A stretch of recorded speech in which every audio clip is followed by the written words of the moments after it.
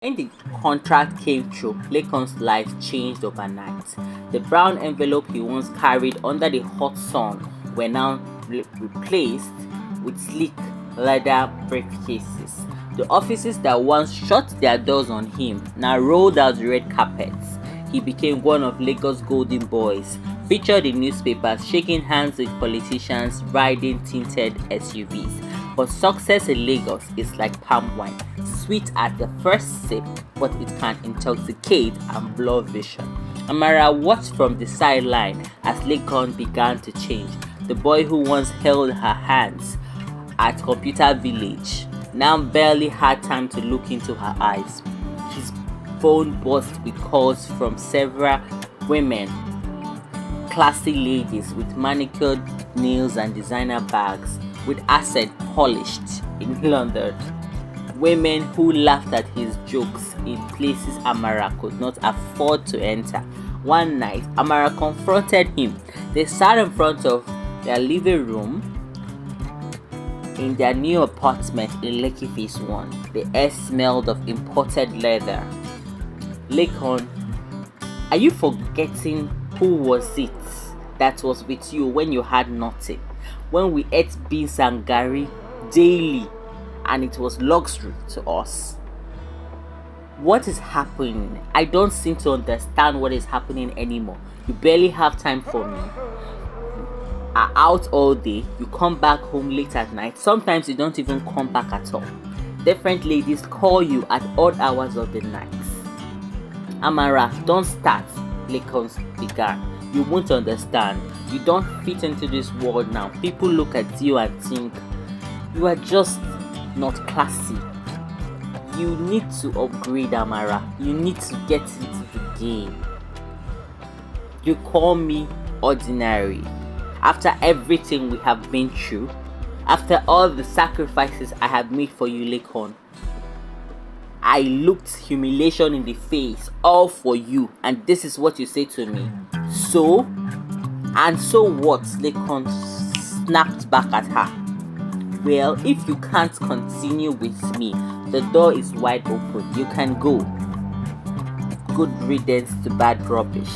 Do you think I forgave you for going about sleeping with every Jack and Jill because of what?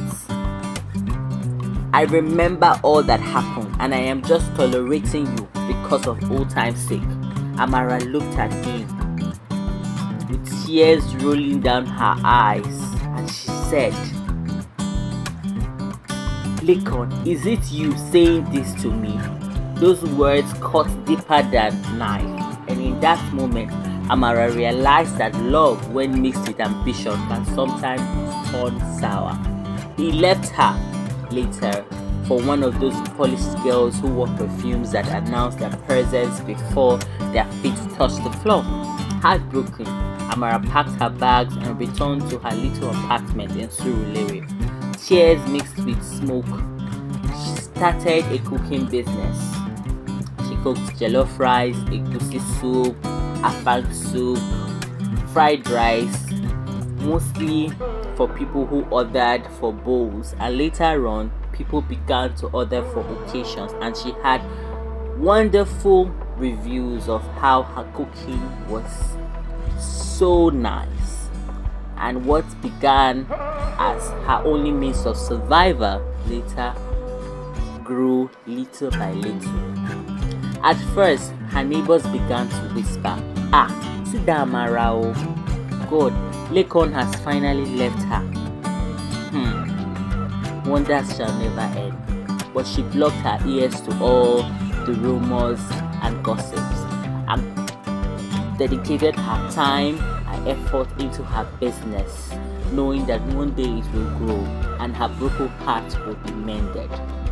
One afternoon, while delivering food somewhere in Lekan, fate played its hand in her life again. Behind the mahogany desks at an office she went to deliver her food sat Chief Balogun. His face lit up immediately when he saw her. Amara, the girl with dignity. Is this not you? What are you doing here? She said, oh sir. She smiled sadly.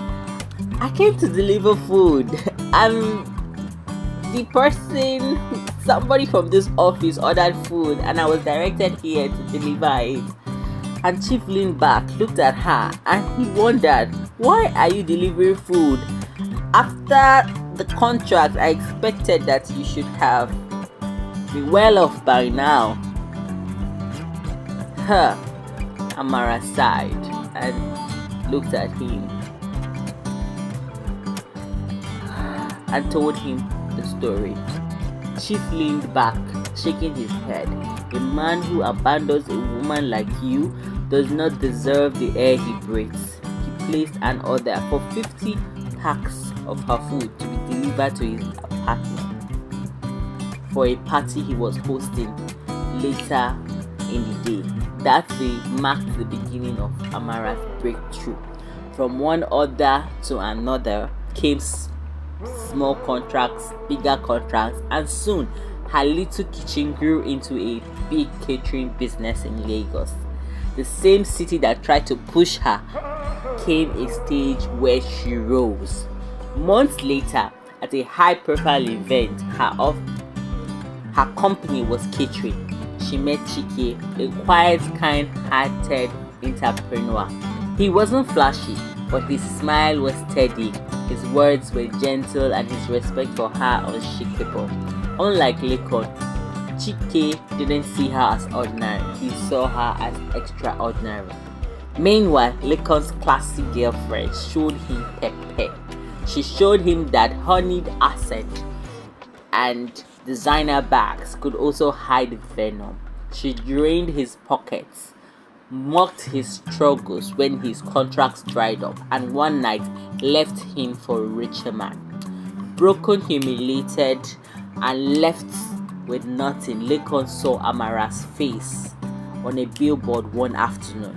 Her catering business had grown so large that she was now feeding corporate companies all over Lagos State. His chest tightened with regret. The woman who he once dismissed as ordinary had become a queen in her own right.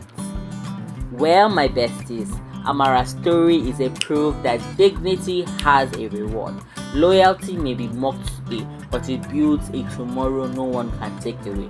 And love, the real kind of love, does not demand the sacrifice of your soul. The moral of this story is that never trade your words for temporary gains. In the end, life always rewards those who stay true to themselves and their values. Thank you, besties, for staying to the end. If you enjoyed the story, please like, share, and subscribe.